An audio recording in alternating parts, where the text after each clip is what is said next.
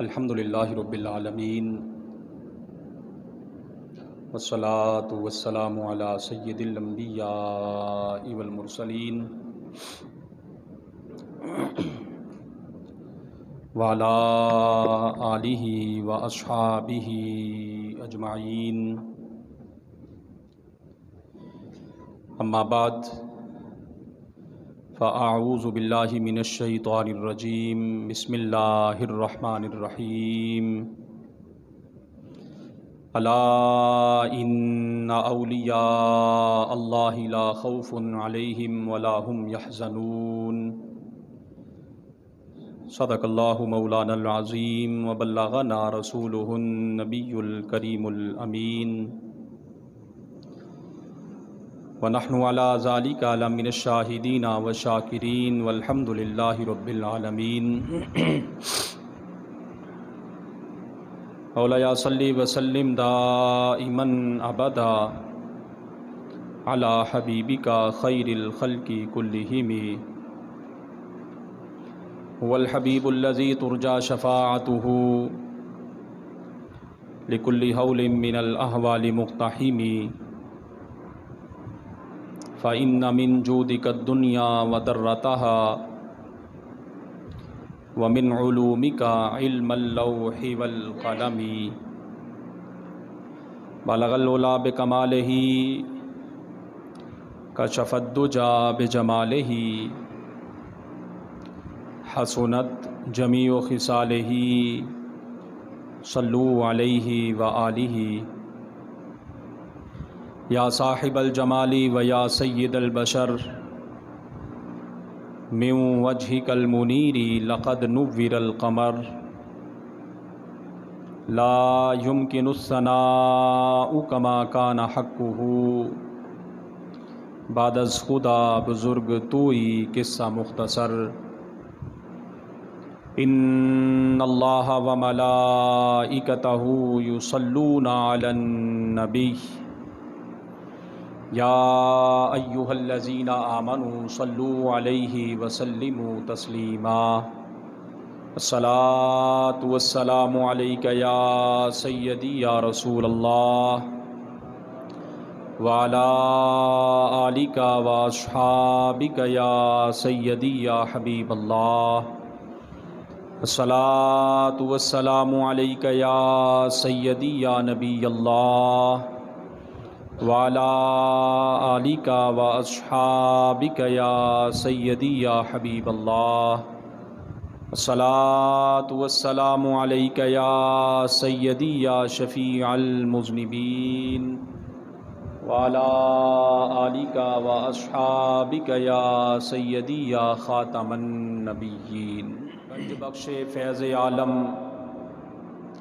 مظہر نور خدا،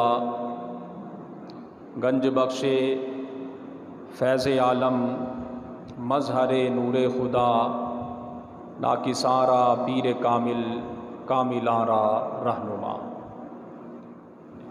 نہایت ہی عزت و احترام کے لائق سامعین و حاضرین، اللہ رب العالمین کے فضل، اس کے احسان اور اس کی توفیق سے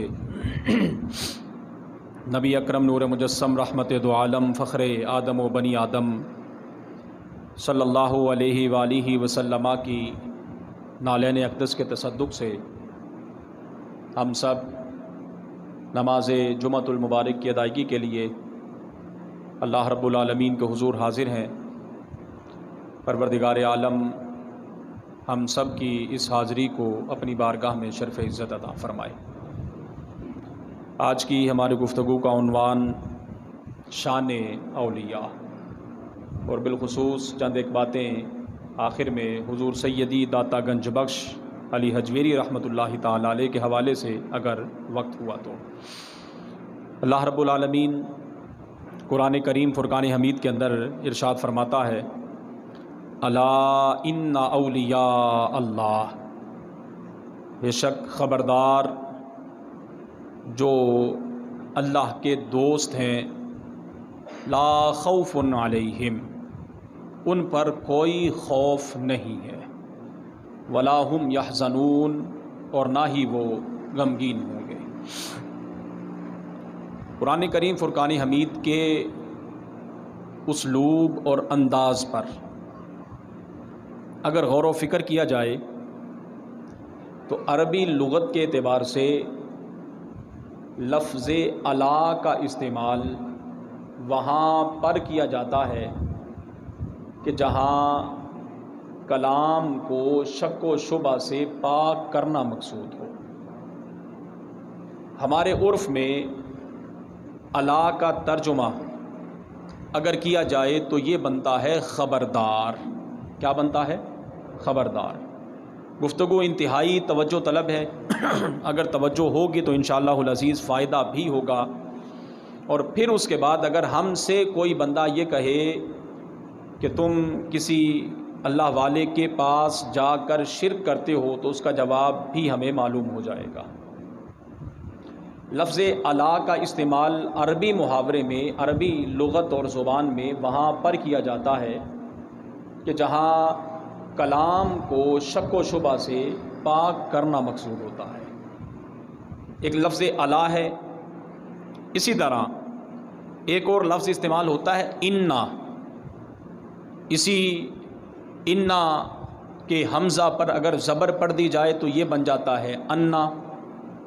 انا اور انا کا استعمال بھی وہاں پر کیا جاتا ہے جہاں بات کو تاکید کے ساتھ لایا جائے۔ اگر کہیں کسی جگہ پر قرآن کریم فرقان حمید میں، حدیث مبارکہ میں، عربی کلام میں الا اور انا دونوں الفاظ کو ایک ساتھ استعمال کر دیا جائے تو اس سے یہ بات سمجھ آتی ہے کہ اس کے بعد آنے والا کلام، اس کے بعد کی جانے والی گفتگو انتہائی اہم ہے۔ اب جب ہم یہ دو باتیں بنیادی طور پر سمجھ چکے، اب ہم نے اس آیہ مبارکہ کی طرف توجہ کرتے ہوئے دیکھنا ہے کہ اس آیہ مبارکہ کی ابتدا میں اللہ رب العالمین نے لفظ الا کو بھی استعمال کیا اور لفظ انا کو بھی استعمال کیا۔ الا کو بھی استعمال کیا اور لفظ، بولیے، قرآن کریم کا حرف ہے، دو حرف ہیں، چونکہ تین ہے بلکہ 30 نیکیاں ہم سب کی ہو جائیں گی۔ دوسرا حرف کیا استعمال ہوا؟ انا۔ معنی اس کا ہوتا ہے بے شک۔ الا کا معنی ہماری اردو زبان میں خبردار ہوتا ہے۔ اب جب یہ دونوں لفظ اس آیہ مبارکہ کی ابتدا میں لائے گئے تو ہمیں یہ بات سمجھ آ گئی کہ اس کے بعد آنے والا کلام بڑا اہم ہے۔ ویسے تو اللہ رب العالمین کے کلام کا ایک ایک حرف اہم ہے۔ اگر کوئی بندہ قرآن کریم کے ایک حرف کو چھوڑ کر ایک نقطے، ایک زبر، زیر، پیش، شد، مد میں بھی اگر کوئی شک کرے گا تو وہ بندہ دائرہ اسلام سے خارج ہو جائے گا۔ لیکن صرف سمجھانے کے لیے کہ ماں بعد آنے والا کلام بڑا اہم ہے۔ اب اللہ رب العالمین کو علم تھا ایک زمانہ ایسا آئے گا کہ جس زمانے میں کچھ ایسے حضرات پائے جائیں گے کہ جو اللہ کے نیک، محبوب، مقبول دوستوں کا انکار کریں گے۔ اللہ تعالیٰ اگر چاہتا تو ویسے ہی کہہ دیتا انا اولیاء اللہ لا خوف علیہم ولا هم یحزنون۔ انا کا استعمال بھی نہ کرتا، اولیاء اللہ لا خوف علیہم ولا هم یحزنون کا استعمال کر دیا جاتا۔ لیکن یہاں پر الا حرف تنبیہ، انا حرف تحقیق لا کر اشارہ اس بات کی طرف کیا گیا کہ تمہیں کوئی کچھ کہتا رہے میرے دوستوں کے بارے میں، بات وہی سچی ہونی ہے جو میرے رب نے فرما دی ہے۔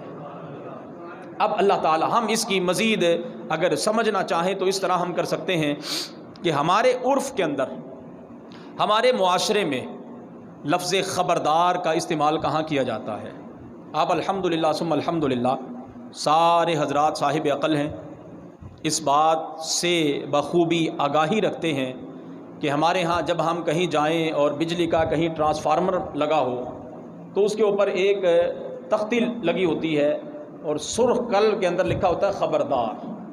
کیا لکھا ہوتا ہے جی؟ خبردار۔ اب وہاں خبردار لکھنے کا مطلب کیا ہوا؟ خبردار لکھنے کا مطلب یہ ہے کہ یہ چونکہ ایک بجلی کی تنصیب ہے لہذا اس سے دور رہا جائے، کہ اگر آپ اس کے قریب جائیں گے کہیں ایسا نہ ہو کہ آپ کو کرنٹ لگے اور آپ ہلاک ہو جائیں۔ لہٰذا انسان کی آگاہی کے لیے، انسان کی جان بچانے کے لیے وہاں لکھ دیا جاتا ہے جہاں نقصان کا اندیشہ ہو کہ خبردار آپ اس سے دور رہیں گے۔ اب جس طرح بلا تشبیہ و تمثیل، جس طرح ایک انسان اگر بجلی کی تاروں کے ساتھ یا جہاں لکھا ہوتا ہے خبردار بجلی کی اس تنصیب کے ساتھ اگر ہاتھ لگائے جان جانے کا اندیشہ ہے، بلا تشبیہ و بلا تمثیل اگر کوئی بندہ اللہ رب العالمین کے نیک محبوب مقبول بندوں کی شان اقدس میں بے ادبی اور توہین کا پہلو نکالے تو یہاں ایمان کے چلے جانے کا اندیشہ ہے، کہ وہاں جان جانے کا اندیشہ تھا، یہاں ایمان جانے کا اندیشہ ہے۔ اور یاد رہے ایمان بہت بڑی نعمت ہے، ایمان بہت بڑی نعمت ہے کہ کامیاب بندہ وہی ہوگا کہ جس کے پلے ایمان ہوگا۔ بغیر ایمان کے ایک بندہ ساری زندگی اعمال صالحہ کرتا رہے، کسی کام کے نہیں، اس کو ان نیک اعمال کا جو بدلہ، جو صلہ، جو اجر دیا جانا ہے اللہ رب العالمین دنیا کے اندر دے دے گا۔ ہم دیکھتے ہیں کفار کو کہ ظاہری طور پر بہت سارے نیک اعمال کرتے ہیں، اچھے اعمال کرتے ہیں، فلاحی رفائی کام کرتے ہیں، لیکن ان سارے کاموں کا بدلہ انہیں دنیا کے اندر ہی دے دیا جاتا ہے، آخرت میں ان کا کوئی حصہ نہیں ہے۔ برخلاف بندہ مومن کے کہ جو ایمان کی دولت اپنے سینے کے اندر لیے ہوئے ہے اور پھر ایمان کے بعد اعمال صالحہ جب وہ سر انجام دیتا ہے تو پھر اس کا اجر اسے دنیا میں بھی ملے گا اور جنت کی صورت میں انشاءاللہ آخرت کے اندر بھی اسے نصیب ہوگا۔ تو اب اللہ تعالیٰ ارشاد فرماتا ہے خبردار بے شک اولیاء اللہ، اللہ کے دوستوں کو، اللہ کے دوستوں کو، اولیاء ولی کی جمع ہے، اولیاء بولیے کس کی جمع ہے؟ ولی کی جمع ہے۔ اور لفظ ولی کے متعدد معانی مفسرین نے بیان فرمائے ہیں۔ یہی قرآن کریم فرقان حمید کا ایک اسلوب اور ایک خاصہ ہے کہ اللہ تعالیٰ ایک لفظ استعمال کرتا ہے اور اس ایک لفظ کے متعدد معانی پائے جاتے ہیں۔ جہاں پر جو لفظ استعمال ہوا اس کا سیاق و سباق دیکھ کر، آگے پیچھے دیکھ کر ہم وہاں اس کا معنی متعین کر لیتے ہیں۔ اسی وجہ سے بہت سارے حضرات نے ٹھوکر کھائی کہ جنہوں نے یہ سمجھا کہ جو لفظ ایک جگہ پر قرآن کریم میں جہاں آ جائے گا بس ہر جگہ پر اس کا وہی معنی ہوگا، ایسے حضرات غلطی کھا گئے۔ مثال کے طور پر ایک سادہ مثال آپ کے سامنے رکھتا ہوں۔ قرآن کریم فرقان حمید کے اندر سورہ فاتحہ میں ایک لفظ استعمال ہوتا ہے غیر المغضوب علیہم ولا الضالین، لفظ ضال، یہ ضلالت سے ہے، گمراہی جس کا معنی ہم کرتے ہیں۔ اب یہاں جو سورہ فاتحہ کے اندر لفظ ضال استعمال ہوا اس کا معنی بعینہ ہی گمراہی ہے، اس کا معنی گمراہی ہے، لیکن اگر یہی لفظ کسی اور جگہ پر کسی پیغمبر نبی رسول کے بارے میں استعمال ہو جائے گا تو وہاں تو ہم معنی گمراہی نہیں کر سکتے۔ اگر ہم وہاں اسی لفظ کو لیتے ہوئے کہ جی سورہ فاتحہ میں ہم نے معنی گمراہی کیا تھا، یہاں بھی اگر معنی گمراہی کر دیں تو پھر تو انسان اپنے ایمان سے ہی ہاتھ دھو بیٹھے گا۔ مثلا سورہ ضحیٰ کے اندر اللہ تعالیٰ ارشاد فرماتا ہے وَوَجَدَكَ ضَالًّا فَهَدَىٰ، یہاں یہ لفظ ضال ہے تو دلالت گمراہی سے، لیکن یہاں یہ استعمال ہوا ہے میرے اور آپ کے کریم آقا صلی اللہ علیہ وسلم کے بارے میں۔ اب ایسا تو نہیں ہو سکتا کہ جو معنی ہم سورہ فاتحہ میں گمراہی والا کر چکے یہاں بھی اٹھا کر وہی معنی کر دیں گے، نہیں، ایسا نہیں ہو سکتا۔ کیوں؟ یہاں ہمارے سامنے جو شخصیت ہے اس کے شایان شان ہی یہ لفظ نہیں ہے، اس کے شایان شان ہی اس لفظ کا معنی نہیں ہے، تو پھر ہم اس کا معنی کیا کریں گے؟ اس کا معنی سمجھنے کے لیے کسی اہل محبت کی ضرورت ہے، کسی اللہ کے بندے کی ضرورت ہے کہ جو حضور کے مقام و مرتبہ کو سمجھتا ہو، جو حضور کی رفعت اور بلندی کو سمجھتا ہو، ایسے شخص سے ہم کہیں گے جناب آپ اس کا ترجمہ فرمائیے۔ بہت سارے حضرات نے اس کا معاذ اللہ ثم معاذ اللہ ترجمہ وہی اٹھا کے کر دیا جو سورہ فاتحہ کے اندر تھا کہ ہم نے آپ کو گمراہ پایا تو ہدایت دی، معاذ اللہ۔ اب آپ سے سوال یہ ہے کہ اگر کسی بھی قوم کا نبی ہی گمراہ ہو جائے تو پھر بتائیے قوم ہدایت پائے گی؟ کبھی بھی نہیں پائے گی، کہ نبی کے ذمے تو لوگوں کو ہدایت کی طرف بلانا ہے، لوگوں کو راہ حق دلانا ہے۔ اگر نبی ہی معاذ اللہ راہ حق سے ہٹ گیا تو پھر قوم کو کون بلائے گا؟ لہذا حضور سیدی اعلیٰ حضرت مجدد دین و ملت الشاہ امام احمد رضا خان فاضل بریلوی رحمۃ اللہ تعالیٰ علیہ، جن کا اس مہینے کی 25 تاریخ کو عرس مبارک بھی ہے، 25 صفر المظفر کو، انہوں نے جب اس کا ترجمہ کیا تو آپ ترجمہ کرتے ہوئے فرماتے ہیں واوا جادہ کا ضالن، اے حبیب صلی اللہ علیہ وسلم ہم نے آپ کو اپنی محبت میں گم پایا. توجہ ہے، ہم نے آپ کو اپنی محبت میں گم پایا، فہدا اپنی طرف راہ دکھائی. لہٰذا رسول اللہ صلی اللہ علیہ وسلم کی ذات اقدس کے نزدیک اور آپ کے دل مبارک میں سب سے زیادہ اگر کسی کی محبت تھی تو اللہ رب العالمین کی محبت تھی. اللہ اکبر. لہٰذا اولیاء ولی کی جمع، اور ولی کے متعدد معانی، یہ ایک بطور مثال میں نے آپ کے سامنے رکھا. متعدد معانی علماء مفسرین نے بیان فرمائے، جس کا ایک معنی جو علماء فرماتے ہیں ولی کا وہ ہے اطاعت کرنے والا. ولی کا ایک معنی کیا ہے؟ اطاعت کرنے والا. اب اس معنی کو سامنے رکھتے ہوئے اگر ہم اس کی مزید تفصیل کریں اور تفسیر کی طرف جائیں تو ہمارے سامنے یہ بات آئے گی کہ جس کو آپ ولی کہتے ہیں، دیکھا یہ جائے گا کہ وہ اللہ اور اس کے رسول کی اطاعت کتنی کرتا ہے، اللہ اور اس کے رسول کی اطاعت فرما برداری کتنی کرتا ہے. تو اگر تو اس کے نزدیک اللہ اور اس کے رسول صلی اللہ علیہ وسلم کا حکم سب سے مقدم ہوا تو پھر آپ سمجھ لیجئے کہ وہ بندہ ولی کہلانے کا حقدار ہے.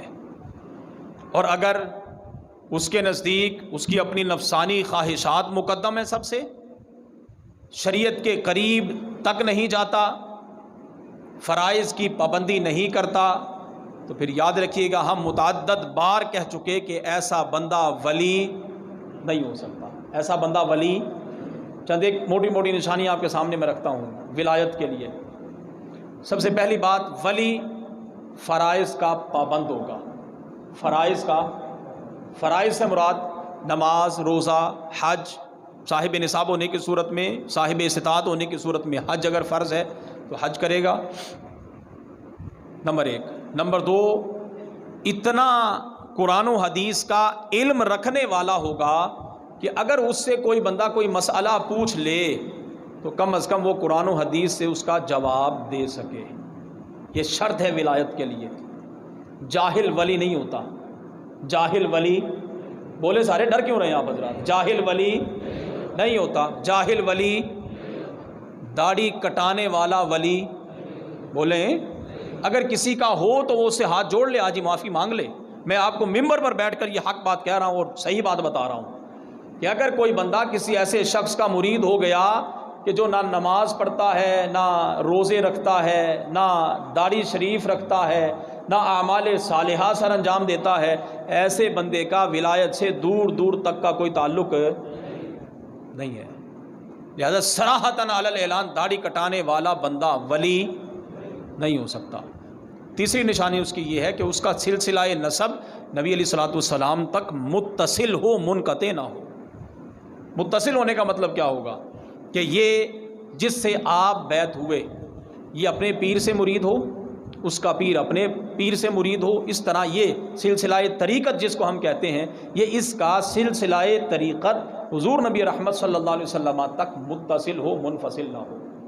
اور پھر سب سے اہم اور سب سے بڑی بات یہ ہے کہ فاسق معلن نہ ہو. فاسق معلن اسے کہا جاتا ہے اعلانیہ گناہ نہ کرتا ہو. جس طرح بھی میں نے کہا بہت سارے حضرات کو میں ذاتی طور پر جانتا ہوں، آپ بھی صاحب عقل و شعور الحمدللہ رکھتے ہیں تو آپ بھی جانتے ہوں گے کتنے حضرات ایسے ہیں کہ جن کے ہزاروں کی تعداد میں بتاتے ہیں جی میرے اتنے مرید ہیں، لیکن ہوتا کیا ہے جب نماز کا وقت ہو تو پھر پیر صاحب حجرے میں تشریف فرما ہوتے ہیں، مریدین باہر تشریف فرما ہے، نہ ان کو نماز کی فکر ہے نہ ان کو اذان کی فکر ہے. تو پھر ایسے شخص کو ہم کیسے کہہ سکتے ہیں کہ یہ ولی ہو گیا؟ اور پھر اگر ان کو کہا جائے کہ آپ نماز کے قریب آئیں، نماز پڑھیں، آپ وقت ہو گیا ہے، تو ہمارے سادہ لو حضرات، یہ آپ حضرات کے ذہنوں کے اندر جو ان بے حیا قسم کے لوگوں نے باتیں ڈال دی ہیں، جب آپ ان کو شریعت کا درس دیتے ہیں تو آگے سے وہ کہتے ہیں نہیں مولویوں کا راستہ اور ہے، پیروں کا راستہ اور ہے. ہوتا کہ نہیں؟ یہ سننے میں آتا ہے. نہیں جی نہیں، ان کی شریعت اور ہے، ہماری شریعت اور ہے. تو جناب اگر دو شریعتیں ہو گئی تو پھر رسول اللہ صلی اللہ علیہ وسلم تو صرف ایک شریعت لے کے آئے تھے، یہ دوسری شریعت آپ نے کہاں سے نکال لی؟ اگر نماز چھوڑ دینا اتنا ہی آسان معاملہ ہوتا تو پھر جناب امام حسین رضی اللہ تعالیٰ عنہ کربلا کے اندر یہ سارا معاملہ کیوں ہوا؟ آپ اس وقت نماز چھوڑ دیتے؟ اگر نماز کو چھوڑ دینا اتنا ہی آسان معاملہ ہوتا تو پھر ایک غزوے کے موقع پر رسول کریم صلی اللہ علیہ وسلم کی ظہر و عصر مسلسل رہ گئی، جنگ ہو رہی تھی کفار سے۔ اب جب آپ جنگ سے فارغ ہوئے تو آپ نے پہلے وہ 2 نمازیں قضا فرمائی، وہ 2 نمازیں قضا فرمائی، اور پھر ان کے خلاف رسول کریم صلی اللہ علیہ وسلم جو خود رحمت للعالمین ہیں، ان حضرات کے خلاف آپ نے دعائے ضرر فرمائی، اے اللہ جن حضرات نے ہمیں ہماری نمازوں سے مشغول رکھا ان کے دلوں میں آگ بھر دے، ان کے گھروں میں آگ بھر دے، ان کی قبروں میں آگ بھر دے۔ یہ رسول کریم صلی اللہ علیہ وسلم نے دعائے ضرر فرمائی ان حضرات کے خلاف جنہوں نے آپ کو نماز سے مشغول رکھا تھا۔ اگر یہ نماز چھوڑ دینا اتنا ہی آسان معاملہ ہوتا تو پھر رسول کریم صلی اللہ علیہ وسلم کو کیا ضرورت تھی کہ آپ اس انداز کی دعائیں فرماتے۔ لہذا اگر کوئی ایسا شخص ہے کہ جو یہ کہتا ہے میرے ہزاروں مرید ہیں، تو پھر وہ نماز کے خود بھی قریب نہیں آتا، اس کے مریدین بھی نماز کے قریب نہیں آتے، تو پھر ایسے حضرات کو چاہیے وہ آج سے ہی توبہ کر لیں اور اس شخص کی جان چھوڑ دیں، اور اسے بھی سمجھائیں، خود بھی سمجھ جائیں کہ آپ بھی جہنم کا ایندھن بن رہے ہیں، ساتھ ساتھ ہمیں بھی جہنم کا ایندھن بنا رہے ہیں۔ کہ ولی کا ایک معنی اطاعت کرنے والا، ولی کا ایک معنی اطاعت کرنے والا۔ اب ہمارے ہاں عرف کے اندر ہوتا کیا ہے، سال کے بعد عرس مبارک ہوا، مریدین بڑے جوش و جذبے کے ساتھ سارا سال لنگر اکٹھا کریں گے، لنگر اکٹھا کرنے کے بعد جا کے پیر صاحب کی خدمت اقدس میں پیش کر دیں گے، اور پیر صاحب کی حالت کیا ہے، وہاں عرس پر جا کر ہم دیکھتے ہیں کہ وہاں پر تو گھوڑوں کا ناچ ہو رہا ہے، یہ ولایت ہے؟ وہاں پر تو کتوں کی لڑائی کرائی جا رہی ہے، یہ ولایت ہے؟ مرغے لڑائے جا رہے ہیں، یہ ولایت ہے؟ وہاں پر چرس کے گھوٹے چل رہے ہیں، یہ ولایت ہے؟ شرابیں عام چل رہی ہیں، یہ ولایت ہے؟ نہ جانے والوں کو حیا آتی ہے، نہ جو وہاں پر گدی نشین مسند تخت پر تشریف فرما حضرات ہیں، نہ ان کو حیا آتی ہے۔ اور ہم ہیں کہ اپنا سارا پیسہ برباد کیے جا رہے ہیں۔ کہ آپ حضرات سے سوال نہیں ہوگا کہ سارا سال آپ محنت مزدوری سے حلال کا پیسہ کمائیں اور سال کے بعد ایک ایسے نکٹھو شخص کی خدمت میں جا کے پیش کر دیں جس کا شریعت سے دور دور تک کا کوئی تعلق نہیں ہے۔ آپ کے قرب میں ایک بندہ بھوک کی وجہ سے مر گیا، آپ نے سارا سال اس کو نہیں پوچھا، نہیں، سال کے بعد بکرا دینا ہے تو پیر کے چوکھٹ پہ جا کے بکرا دینا ہے۔ اور یہ کون سی مسلمانی اور یہ کون سی شریعت اور طریقت آ گئی؟ کبھی اس طرف بھی تو آپ حضرات غور فرمائیں نا، کبھی اس طرف بھی تو توجہ کریں۔ گھر میں ماں باپ بوڑھے پڑے ہوئے ہیں، وہ آپ کی خدمت کے محتاج ہیں، بیٹا اس طرف توجہ نہیں کرتا، اپنے گھر کا سب سامان اٹھاتا ہے، عرس پر جا کے پیر صاحب کو پیش کر دیتا ہے، اور وہ پیر بھی اس لائق نہیں کہ جس کو پیر کہا جائے۔ اگر تو ہو وہ تو سبحان اللہ، اگر واقعی ولی ہے جس کی تعریف و توصیف اللہ رب العالمین نے قرآن کریم فرقان حمید کے اندر بیان فرمائی، جن کی تعریفات خود رسول اللہ صلی اللہ علیہ وسلم نے بیان فرمائی، اگر ایسے حضرات ہوں تو پھر ان کی تو بارگاہ میں بیٹھنا بھی ثواب ہے، ان پر ہم تذکرہ بھی کرتے ہیں۔ لیکن اب میں جو گفتگو کر رہا ہوں ان حضرات سے متعلق کر رہا ہوں کہ جن کا شریعت سے دور دور تک کا کوئی تعلق نہیں ہے۔ لہٰذا آپ حضرات یہ سننے کے بعد اس پر تھوڑی سی توجہ بھی فرمایا کریں۔ ایسا نہیں ہونا چاہیے کہ باہر آپ جا کے تبصرے کریں، نہیں جی باتیں تو ٹھیک ہیں لیکن ہم پیر کو نہیں چھوڑ سکتے۔ اگر آپ پیر کو نہیں نہ چھوڑ سکتے تو پھر آج میری بات لکھ لیجئے گا، وہ بھی جہنم میں جائے گا، ساتھ ساتھ آپ بھی اس کے جہنم میں جائیں گے۔ ولی کا ایک معنی اطاعت کرنے والا، بولیے کیا معنی؟ اطاعت کس کی ہوگی؟ اطاعت ہوگی اللہ کی، اطاعت ہوگی رسول کریم صلی اللہ علیہ وسلم کی۔ اب جب کوئی شخص اللہ اور اس کے رسول صلی اللہ علیہ وسلم کی اطاعت کرے گا تو پھر یاد رکھیے گا ایسے بندے کو انعام کیا ملے گا۔ میرے اور آپ کے کریم آقا صلی اللہ علیہ وسلم نے ارشاد فرمایا، اللہ رب العالمین کے نزدیک اس کی ساری مخلوق میں سے پسندیدہ ترین بندہ وہ ہے کہ جو اپنی جوانی اللہ رب العالمین کی اطاعت میں خرچ کر دیتا ہے۔ ایسا بندہ اللہ کے نزدیک سب سے پسندیدہ ہے۔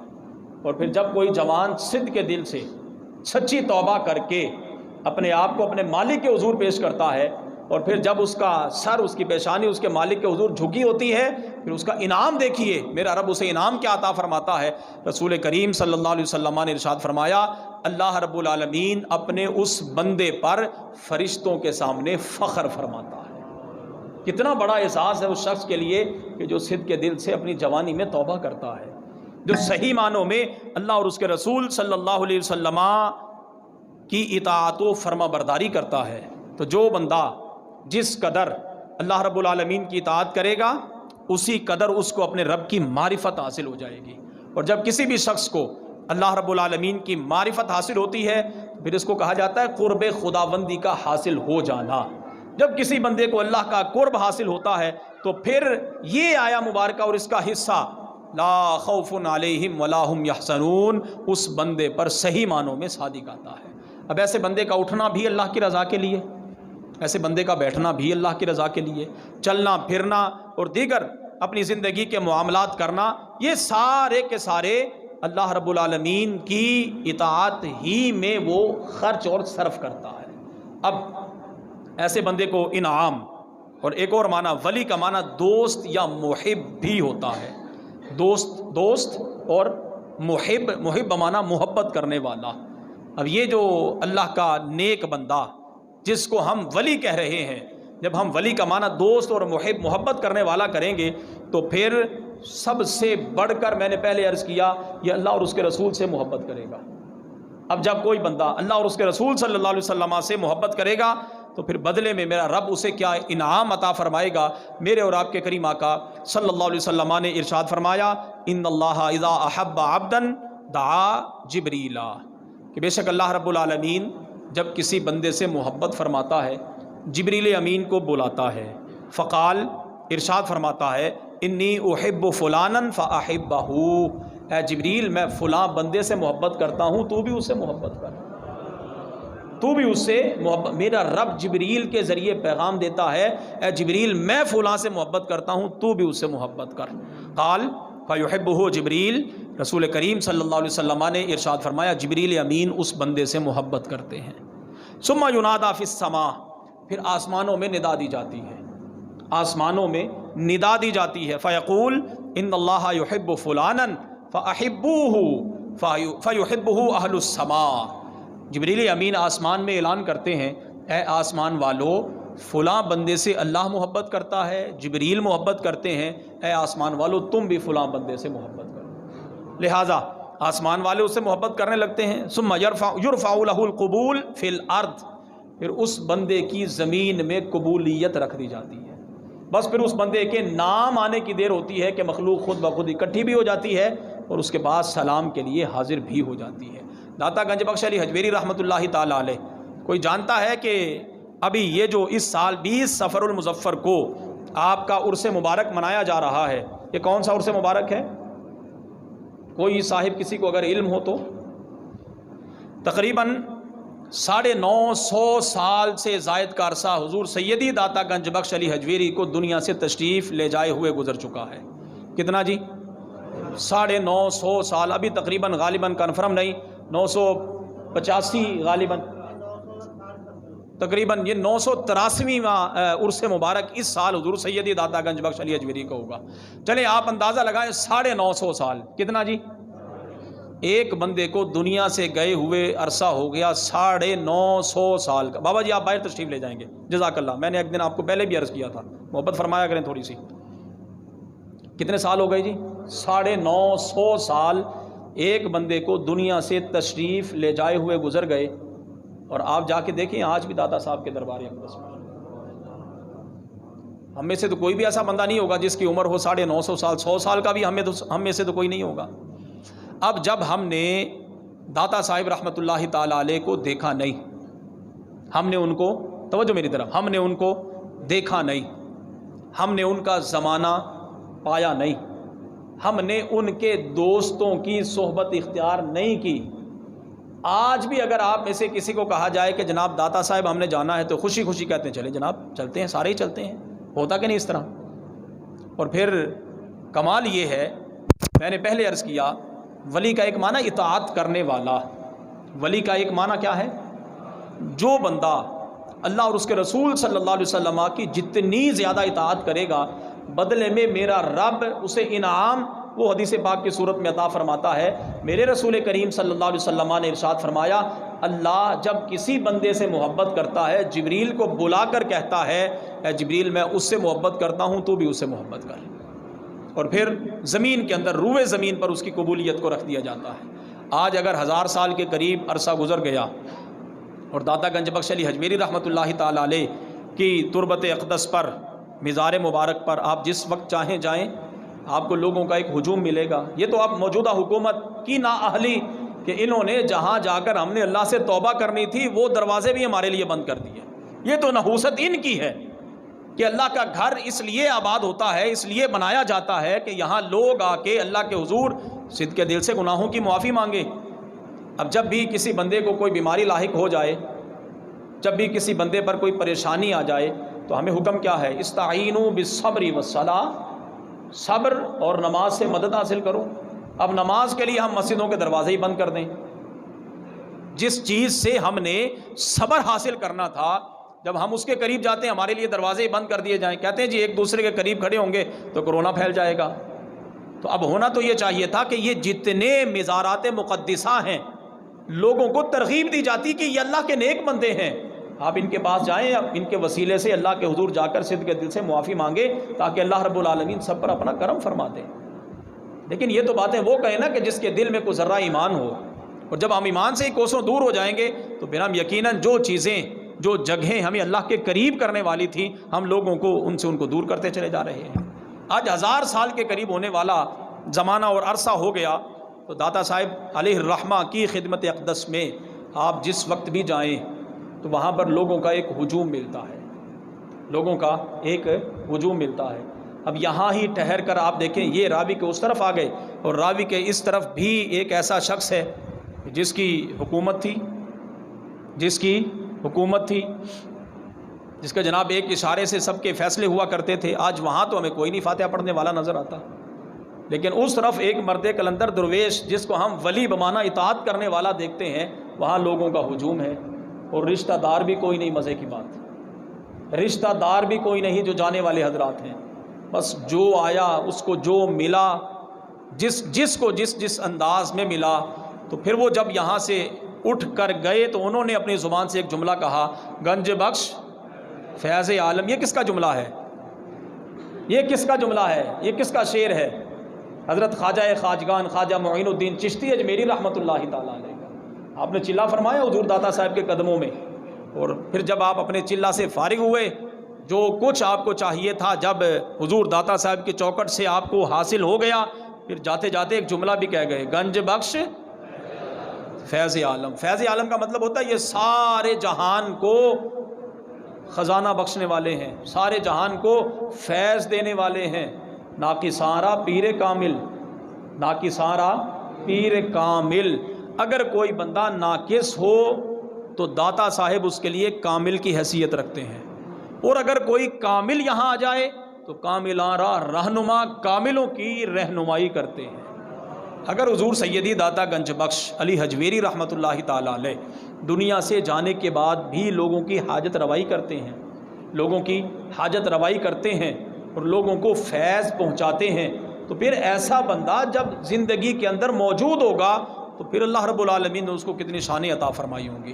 اور یقیناً یہ تو میرے رب کا وعدہ ہے، یہ میرے رب کا وعدہ ہے، فاذکرونی اذکرکم، کہ تم میرا ذکر کرو میں تمہارا چرچا کر دوں گا، تم میرا ذکر کرو میں تمہارا۔ حضرت بابا صاحب رحمۃ اللہ تعالیٰ علیہ کا بڑا مشہور زمانہ ایک فرمان اس پر موجود ہے۔ کسی شخص نے حضرت بابا فرید الدین مسعود گنج شکر رحمۃ اللہ تعالیٰ علیہ سے آ کر پوچھا کہ جناب اب آپ یہ بتائیں کہ اللہ اس وقت کیا کر رہا ہے، اللہ اس وقت کیا کر رہا ہے۔ آپ چونکہ اس وقت ذکر خدا میں مشغول تھے، آپ اللہ اللہ کر رہے تھے، آپ نے برجستہ اسے جواب دیا کہ اللہ اس وقت فرید فرید کر رہا ہے۔ سننے والا بڑا حیران ہوا، یہ کیا کہہ دیا حضرت آپ نے فرمایا میں نے کون سا کو اپنی طرف سے کہا ہے، قرآن کریم کی یہ آیہ مبارکہ پڑھ دی، فاذکرونی، تم میرا ذکر کرو میں تمہارا ذکر کروں گا۔ جب زمین پر بیٹھ کر اللہ کا ایک بندہ اللہ کا ذکر کرے گا تو حدیث پاک میرے رسول کریم صلی اللہ علیہ وسلم نے ارشاد فرمایا، اگر تم لوگوں کی مجلس میں بیٹھ کے اسے یاد کرو گے تو پھر اللہ لوگوں کی مجلس سے بہتر فرشتوں کی مجلس میں تمہارا تذکرہ کرے گا۔ شرط یہ ہے کہ کوئی بندہ اللہ کو یاد کرے تو صحیح، اور جو بندہ صحیح معنوں میں صدق کے دل سے اللہ اور اس کے رسول صلی اللہ علیہ وسلم کی اطاعت کرتا ہے، جو بندہ صدق کے دل سے اپنے رب سے محبت کرتا ہے، پھر بدلے میں میرا رب اسے نوازتا ہے کہ دنیا آج بھی دیکھ رہی ہے، آج بھی دیکھ رہی ہے، اور رہتی دنیا تک ان لوگوں کا تذکرہ ان لوگوں کی محبت لوگوں کے دلوں کے اندر خود بخود پیدا ہوتی رہے گی۔ کیوں؟ یہ محبت میں اور آپ نہیں پیدا کر رہے، یہ محبت میرے اور آپ کے کہنے سے پیدا نہیں ہو رہی، یہ میرے رسول کریم صلی اللہ علیہ وسلم کے فرمان علی شان کے مطابق کہ انہوں نے اپنے رب کو راضی کیا، ساری مخلوق کو اللہ نے ان کے در پر جھکا دیا۔ لہٰذا ہم اگر چاہتے ہیں کہ کامیابی ہو تو پھر مرید ہوں، لیکن کسی ایسے شخص کے کہ جو اللہ اور اس کے رسول صلی اللہ علیہ وسلم سے محبت کرنے والا ہو۔ میں بار بار ایک ہی جملہ عرض کرتا ہوں، بہت سارے حضرات بعد میں فتویٰ بھی لگاتے ہیں کہ جناب بڑی سخت باتیں ہوتی ہیں، لیکن باتیں حق ہیں، باتیں حق ہیں۔ کہا جاتا ہے جی یہ تو ممبر پر بیٹھ کر اولیاء کا انکار کر دیتے ہیں۔ جناب ہم اولیاء کے منکر نہیں، ہم اولیاء کے منکر نہیں، ہاں ہم کتے لڑانے والوں کے ضرور منکر ہیں۔ سمجھ رہے ہیں آپ میری بات؟ کہ سال کے بعد اگر آپ وہاں جائیں فیض لینے کے لیے، لیکن آپ کو بجائے فیض کے وہاں سے گناہ ملے، آپ کو اس کا کیا فائدہ ہوگا؟ آپ کو نذرانے دینے کا کیا فائدہ ہوگا؟ آپ اپنا پیسہ وہاں پر خرچ کیجئے کہ جہاں پر بدلے میں آپ کو کوئی انعام بھی ملے، اللہ اور اس کے رسول صلی اللہ علیہ وسلم کی رضامندی بھی حاصل ہو۔